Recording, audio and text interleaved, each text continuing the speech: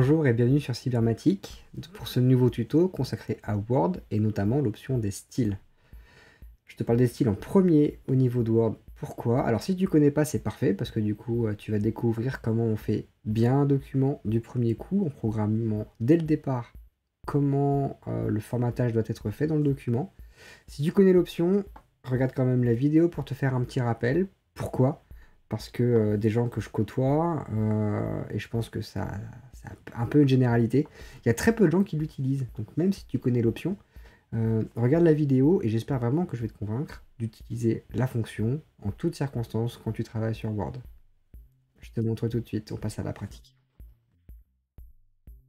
Nous voici sur Microsoft Word, donc avec un texte qui a été généré de manière complètement aléatoire, c'est juste pour te montrer les fonctionnalités. Ce que je te montre aujourd'hui, c'est là. Donc tu es sur l'onglet de l'accueil et là, tu as un énorme champ qui est nommé style. Ce champ-là a été fait pour une simple et bonne raison, c'est que quand tu as des titres, des sous-titres et du texte normal, tu vas pouvoir appliquer la même chose partout. Numérotation, paragraphe, etc. C'est ce que je te montre aujourd'hui. Si tu connais pas, qu'est-ce que tu fais? Tu fais du formatage classique, donc ça veut dire que tu fais des sélections, tu mets en gras, tu choisis ta police. Par exemple en Arial, tu mets tes tailles de caractères, etc. Et après, quand tu as des sous-titres, tu fais le travail à la mano. Donc à chaque fois qu'il y a un champ correspondant, donc là sur l'introduction, là sur un chapitre, gras, et tu remets tout correctement. Donc ça c'est quand même pas super pratique, surtout quand on a beaucoup à faire. Donc déjà, hein, c'est un peu comme sur Excel. Tu peux reproduire de la mise en forme hein, avec cet outil, donc je t'invite à l'utiliser dès que tu as besoin de faire ce genre de travail.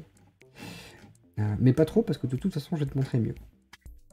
Tu as dans les styles moyen d'automatiser la mise en forme que ça va te générer. Donc par exemple sur titre, si tu cliques sur ce style de titre en haut dans la barre, donc sachant que il y a tout ça qui est disponible, donc titre, il te fait directement un formatage. Pareil, si tu veux automatiquement mettre un formatage, tu peux mettre titre 1, donc c'est en fait il y a une arborescence, le titre est le plus haut, le titre 1 juste en dessous, le titre 2 encore en dessous en termes d'arborescence. Et là, tu as juste à cliquer là-dessus pour avoir le même design.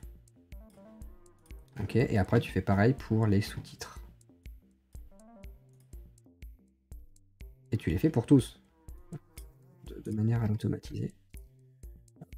Toujours là, le titre 2. Prends vraiment ton temps hein, pour le faire correctement et pour l'appliquer à tous les champs. Ce travail-là, comme je vais te le montrer, tu vas le gagner mais 10 fois derrière. Donc vraiment, tu l'appliques bien tes styles à chaque fois que c'est nécessaire.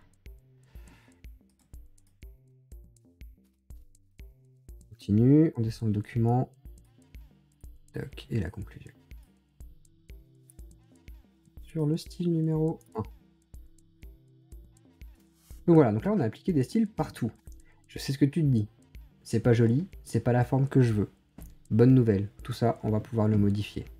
Par exemple sur ton titre, si tu voulais effectivement du Arial Black, que tu le voulais effectivement en 40, et en gras et en souligné, tu peux le faire.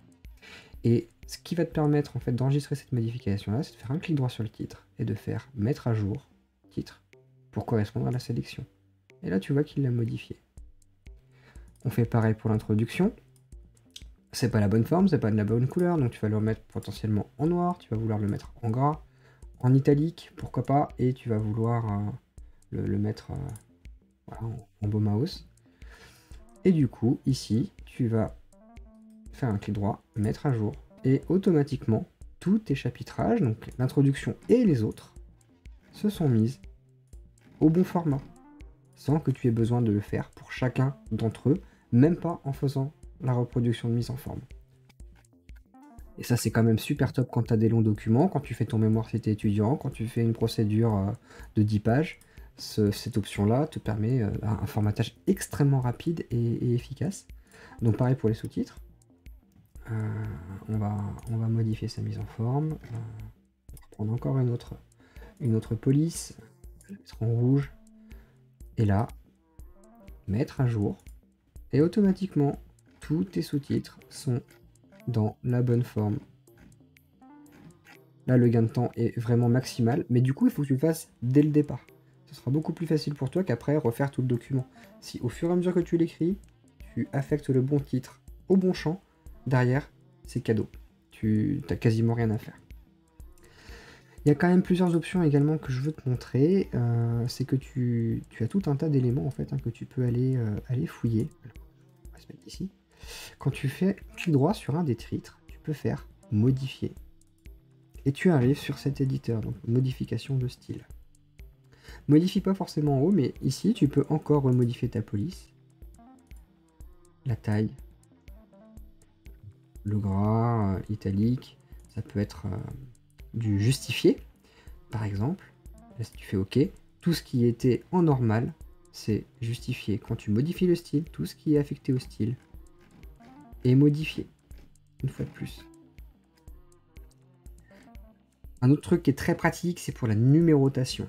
Là, tu vois, j'ai écrit 1, 2, 3 à la main. Il faut pas faire ça. Il faut jamais écrire les chiffres à la main. On va les supprimer de manière à automatiser la numérotation de ces champs-là.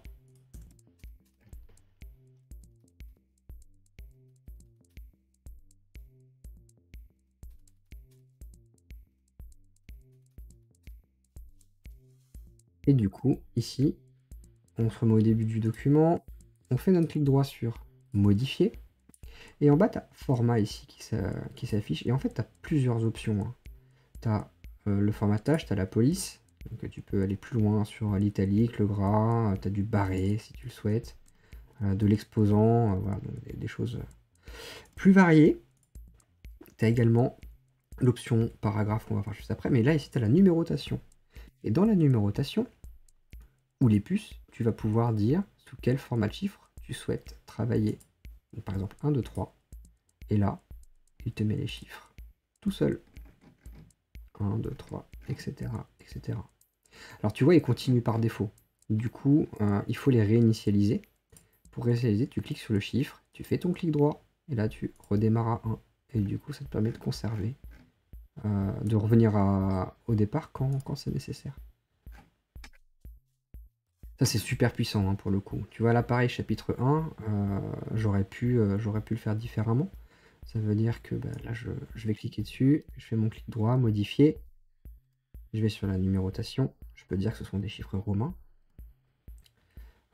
Et là, du coup, ça va s'appliquer suivant. Donc là, 1, introduction, 2, chapitre 1. Du coup, de fait, ça n'a plus lieu d'être. Donc je peux le sortir. Sauf si je tiens vraiment à écrire chapitre devant, ce qui ne doit pas être très fréquent. En tout cas, c'était pour le tuto que je l'ai marqué en toutes lettres. 4, chapitre 4. Ok. Et conclusion, on va même le supprimer. Okay. Et du coup, voilà, là, si je, par exemple, là, à la fin, là, à la fin de ce paragraphe-là, si je retourne et que je veux écrire, je me mets sur mon titre, email numéro 5, complément pour l'exemple.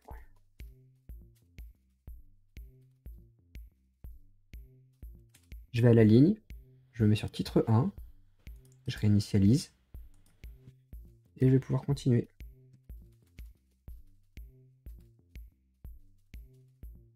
Je vais à la ligne, j'écris mon texte.